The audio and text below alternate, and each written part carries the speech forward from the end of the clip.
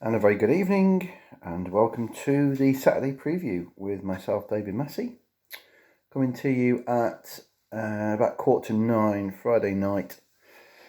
I'm currently thawing out, drying out after a very, very wet day at Southall, where we've suffered an abandonment, which was something we've not had before on the all-weather, not midway through racing anyway. But there was standing water on the track. Came down in an awful afternoon, really. It came down in steroids all afternoon. It never stopped. And despite the fact the tractors did their best to try and get the water off the track between races, they were fighting a losing battle. And I know a few of the jocks after the fourth were very unhappy with conditions, so they were sort of losing their footing. So I don't think they were left with any choice but to abandon. Just one of those sort of freakish days, really, that hopefully we'll not see again. Anyway, it's by the by.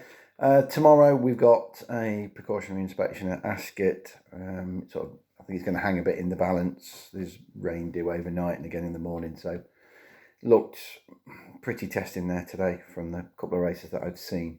So it's only going to get worse. Assuming it's on. I don't think there's too many bet. There's only about 2 or 3 races really at Ascot that there might be a bet in. And then there's definitely one at Haydock, and there might be one at Lingfield as well, of all places, in the last, which is a 16-runner handicap. And as I sort of alluded to in the Daily Punt this week, it's one of those races where 16 runners, a few of the firms are offering you the first 5, and half of the horses in here just they aren't going to win a race. So it's a race I quite like. I do like to look at those races, so it's worth mentioning.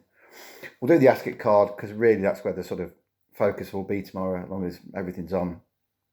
Kick off at 12:40 with this novices handicap hurdle over just shy of 3 miles, and the one that's been declared that I mentioned earlier in the week when I had my sort of first look at Ascot is Masai Warrior, Paul Henderson's Richard Johnson booked. That sort of swings it for me, really. I was umming and ahhing about whether he'd be a bet, Masai Warrior, because he's taking a massive step up in trip here, 2 mile up to 3, which I'm breeding he'll want, definitely. My concern was that he's been given an opening mark of 98, which is fair enough. I think that form at Chepstow last time when he's finished midfield behind Getaway Fred will work out pretty well. There'll be winners out of that race. And an opening mark of 98 looked absolutely fine. My sort of concern was then he gets thrown into a 0 to 120. Well, if you've got a mark of 98 and you want to try and exploit it, then you'd be presumably looking for an easier opening than this. Because it is quite a competitive race and there's plenty you can give chances to.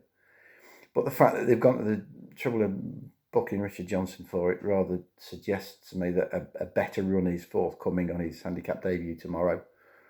As I say, he was in the eye catchers list after a couple of runs. His run behind Echo Ear wasn't terrible in November, but it was the Getaway Fred run that really sort of made me sort of sit up and take notice. And I do think that Chepstow race, as I say, will chuck plenty of winners up. So around about 11 to 1 Masai Warrior, I think, is the price along the line. I think that's okay. I don't think it's massively overpriced. I think it's okay.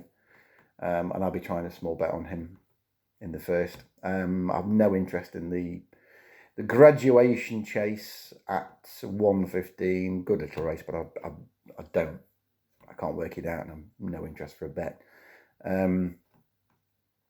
The Plymouth Gym handicap that follows over 2 mile 3, again, I think this is tough. There was 1 or 2 I really wanted to oppose. I don't, the likes of,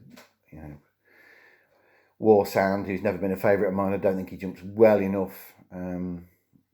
Kabrook, First Flow, they're easy to make cases for, but they're priced accordingly. And I may well give another chance here, I think, to On the Slopes, who I put up a couple of runs ago when he was second to Dr. Dex over course and distance here. That was only his second chase start. I thought he jumped really well up front that day and just got a bit tired late, picked off by Dr. Dex. That form's working out pretty well. The third, Earl of the Cotswolds, I think came out and won next time. The fifth, Jamie George, has either won or finished second since, and run just as well. Sully Dock came out and ran well at Newbury. I know Sully Dock didn't run very well today, but so I'd forgive anything of running this ground if it doesn't act in that Ascot ground. So I'm happy to sort of forgive that. The worry would be that On the Slopes End came out and didn't run anywhere near that as well as that at Kempton last time, when finishing third behind Generous Day. I just wonder whether the track suited him. I thought he got a little bit outpaced there. I know it says he weakened 2 out, but I thought he outpaced and then sort of just stuck on really at one pace. He finished 11 lengths behind Dr. Dex there, rather than the 2 that he did here. So I just wonder whether Ascot's a better track for him than Kempton. And I'm willing to give him another try. I don't think he'll mind the ground. I don't think that'll be a problem. He was soft enough at Uttoxeter when he was fourth to Eric LaRouge. So he's priced correctly. He's putting around about 16, 18 to 1, which is where he should be in a competitive handicap of this nature. But as I say, Chris Gordon had a couple of good winners at Plumpton. Others have run well this week, and the only ones that haven't particularly run well were the ones today at whopping prices. He got to Ascot at 33s and 66s, and they were tailed off, which you probably sort of expect. So that aside, his horses have run all right this week, and I'll give him another try because I think he might. I can see him going from the front again here, not getting taken on, and hopefully at worst we can get in the places. And I do think there's a bit more to come from him over. I'm sure there's more to come from him over fences, and hopefully the ground will suit him tomorrow. So I make him a bet in the 150. I don't want to have a bet in the long walk. The good lady has made the case that Agripart can be put up without the favourite on this ground, which I totally get. He's got to have heavy ground. But I think one or two of these will want heavy ground as well. The Improving, to be fair, certainly won't mind it. And the World's End has now shown himself adaptable on this sort of ground as well, remarkably, after the World and his dog thinking he needed good ground throughout his career. He's had 2 runs with cut in the ground this year and run really well on both occasions. So I don't want to have a bet. I'm happy to leave that. Similarly, the Silver Cup at 3 o'clock. Yeah, cracking race, for a handicap. Your top end's 161 with Black Corkman. It's a really classy affair, but you can make cases for almost everything in the field. I think there's a couple of them will probably want better ground. I think Azerty probably wants better ground. And I'm not completely convinced that Give Us a Copper wants it. Give Me a Copper wants it this soft either. That aside, you can give chances to plenty of these. Mr. Malarkey, jury's out now a little bit. I've put him up a couple of times when he ran here in November, and then I had a go with him each way for the Hennessy, where he just sort of like nicked 6th. I wasn't impressed with his finishing effort in the Hennessy. He came there 4 out, 3 out to me, and looked like he was going to take a hand in the finish, and he was done with worryingly quickly. Perhaps he didn't quite get 3-2, but I've always looked at the horse and thought he would be a stayer, so it's a bit disappointing he didn't finish off better there. Handicap has given him a bit of respite. He's dropped him a couple of pound. But on saying that, he had John Joe in the saddle young John Joe in the saddle at Newbury, so to all intents and purposes, he's sort of a pound worse off. I'm happy to let him go at 13-2. If he wins tomorrow and he sort of gets back on track and does what I think he can do, great. But I don't want to have a bet at 13-2. I don't think. Happy to let him go. And then we've got the big handicap at the end of the day, the Betfair Exchange Trophy.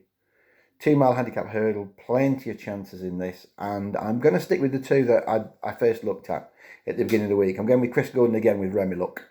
You can get 6 places with Sky Bet, and he's the perfect horse, I think, to bet 6 places with Sky Bet, because there are loads of them in here that don't want heavy ground. He can't have it heavy enough, Remiluck. He really wants it a mud bath.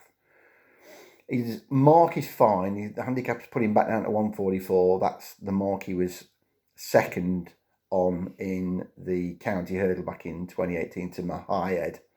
Mahayed reopposes here. He's worse off at the weight. The worry, of course, with Remeluk is the layoff. We haven't seen him for getting on sort of 18, 19 months. In fact, since the April of 2018.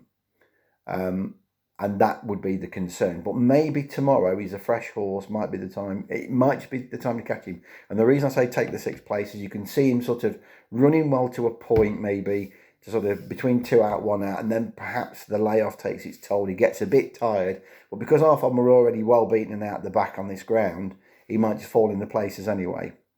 So I'd take the 6 places and 25s that's with Sky Bet at the moment. I think that's fine. There may well be bigger spring targets for Remeluk. We'll see, but I'm happy to chance him at the price tomorrow anyway, I think. Countista would have been a bit more interesting, I think, on slightly better ground. I think he gets away with sort of good to soft.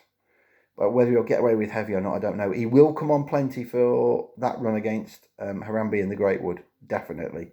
Those of you that have got the sort of Cheltenham notes from the Paddy Power will know my thoughts. I think there's a good handicapping Countista, but whether it's tomorrow or not, I don't know. And Not So Sleepy, who ran away with a handicap here, nicked it from the front last time out. Handicap has put him up 5 for that, which I think is pretty fair. And he's still, as I said, on a good mark on his flat form, He was rated 94 on the flat. And he's only £33, above that mark, which still you'd think gives you some leeway with him for a little bit more improvement. The general consensus will be that he won't be able to get away with that again, but he might, because there's a lot of hold-ups in this race. I made the point on Wednesday when I had the first look at the race that there's probably only him and Mahayed in here that will want to go from the front, and I'm not completely convinced that they want to go from the front with Mahayed. I think, he's another one that will be a more interest in the spring when his mark's down and Harry is back on board rather than Bridget. So I think I could see Not So Sleepy going well again tomorrow. I really could. And arguably he's probably a little bit overpriced at 9-1. Because if you take that form literally, it's good form. The speed rating was very good. I see no reason why Not So Sleepy won't again run his race. So, but as I say, it's around about sort of 6.5, 7-1 the field, which sort of tells you all you need to know. It's massively competitive. Loads you can give chances to. Couple of others then that need a mention. I priced up the Mares Hurdle. I know, a Mares Hurdle at Haydock in a couple of days ago, and I put Early Morning Rain in. Favourite here at 7-4. I am astounded you can get 4-1 about her. Absolutely astounded, because she's already beaten the likely favourite here, or one of the sort of two that's ahead of her in the betting in the shape of Deja Vu, who came out earlier in the week and won at Foss last. Yes, won easily, and this is a quick turnaround, and I'm not surprised that they're turning around quickly given how easily she won. Yes, she lacked on the ground, but she has got 7 lengths to find with Early Morning Rain on their Fontwell form from November, and I think that form's rock solid. I think that form's very solid. You watch the way that Early Morning Rain just gallops all the way to the line there. All she does is going to stay. She'll just stay and stay really well. And it was a similar case at Lingfield last time. She was heavily odds on. Went off about a 3-on favourite, and just for a stride or two turning in, looked in a spot of bother, and then just found another gear to just gallop away from them, won by 27 lengths.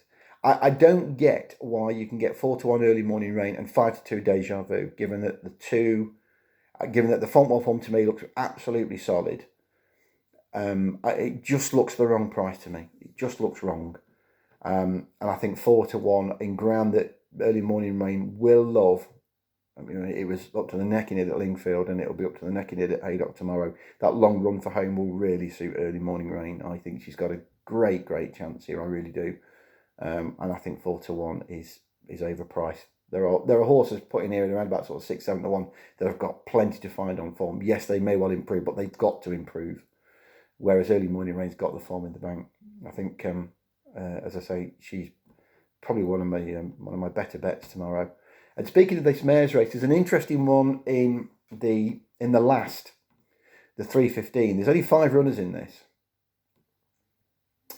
And the bookmakers have gone with the top 2 short. Poetic Rhythm, the Fergal O'Brien's, he put that in at 15.08 and Chitty Balco in at 13.08. I think you can knock the pair of them. Certainly, I mean, we haven't seen Poetic Rhythm for well over a year, since November of last year, when he tried novice chasing and it didn't agree with him. He got pulled up at Chepstow and then well beaten at Wetherby, and he's back over hurdles today. Yeah, he'll like the ground, and he is a classy performer, Poetic Rhythm, but it's a fairly long layoff to overcome this. And he probably wants a bit further anyway than 2-3. 15-8 short enough. Fergal O'Brien, they're still having winners. They are still having winners. Maybe it's just sort of plateauing out a little bit now, though I don't know. Chitty Balco, for me, has to improve a little bit on what he's done, especially off a mark of 141. That was a mark he struggled with, last winter and at the beginning of this year, and he's got a £9 whack for winning a race at Bangor. That looks plenty to me. Third in is Captain Moirette, back over hurdles after another one that just blundered his way around in a couple of chases. He's got the size for chasing, but he just doesn't appear to have the scope for it. So he's back over hurdles. Again, Sue Smith, I think she's having the odd winner, but not really firing as she should be doing. I'd take a chance here at 7-1 with the bottom one off the hook of Nick Alexander's, who will strip Fitter for a Run at Ayr about a month ago, just over a month ago. That was a run that sort of screamed, I need the run. Banged there to sort of 2 out, and then just got tired in the ground and faded out of it to finish 6th. Still a good run. It was a run that was a little bit better than the figures. Handicappers dropped her £1 for that. But the interesting thing is she ran on this card in that mare's race last year and finished 3rd at a big price, the Queen of Hearts, and got beat less than 2 lengths. Now that was a sort of run that, if you like, announced her arrival. The handicapper put her up £15 for that. She came out off the back of that and won a maiden hurdle at Ayr, and then pretty much ran to a mark at Newbury in a really good race behind Annie Mack. So it clearly wasn't a fluke, that 3rd here last year. So we know she goes well at Haydock in heavy ground, and this is probably her trip. She'll strip Fitter for that. I'd take the chance at 7-1 that she will come on enough to beat the likes of the more race fit pair of sort of Chitty Balco and Captain Moirette. Looks big enough to take a chance on for me. So at 7-1 off the hook in that 3:15 at Haydock, worth a second look. We ought to mention this last race then at Lingfield. What a race. 0-60 handicap, 1.5 miles, 16 runners. And as I say, firms are paying first 5. Half of these are just, they'll struggle to win a race. And that's sort of demonstrated by the fact that the front runner, the very likely front runner in the race, is Passing Clouds. He's the only pace in the race as I can see. He's coming out of stall 7. Trained by Michael Outwater, but he is 0 from 24, I think, if I remember. 0 from 25. We're on to 26 time lucky with Passing Clouds. As I say, he's the pace angler in the race. He'll lead from stall 7. Make sure that this is a decent test. A lot of these are dropouts. A lot of them will be held up for a later on. And I just thought you wouldn't kick Banter Bay out the frame here of John Bess. Drawn next door to Passing Clouds in stall 6, and you can ride Banter Bay a bit more prominently. He tends to sort of sit in behind the leaders, so I thought he'd probably get first crack at Passing Clouds here as they turn in, and he can be hard to pass once he hits the front. He's got a really good record at Lingfield over the last sort of 12 months. I think he's only been out of the first 4 once.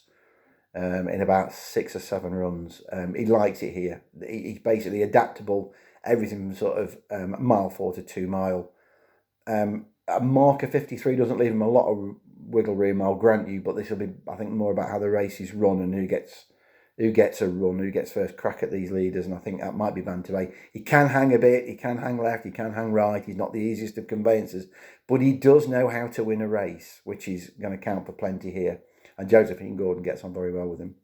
So I thought if you're having 5 places, you'll need a sledgehammer to keep Banta Bay out of the 5 here. So to me, I think you're almost on an each way bet to nothing at around about 7-1, and 5 places that looks a bet to me as well. So there we go. That's the summary tomorrow. Best bet. Well, I'd like to think Early Morning Rain will go very close at Haydock. I think if you try to sort of nail me down to one at Ascot, I'd be more than hopeful on the slopes can run well at a big price as well, as long as he handles testing ground, which I think he might well do. Best of luck. I will be back next Saturday. Before then, of course, we've got King George and Welsh Grand National to look forward to next week. I'll be doing previews for both of those on the punt on Thursday and Friday next week, once we've got the final decks out. Best of luck, guys. Have a really good Christmas. Merry Christmas, and thanks for watching the vids. Do appreciate it. It sort of humbles me to see that I get a couple of 100 views every week, which is great because it's just me yakking on in my kitchen or my office most of the time. So thanks very much, and keep watching the vids, and I'll see you all on Boxing Day.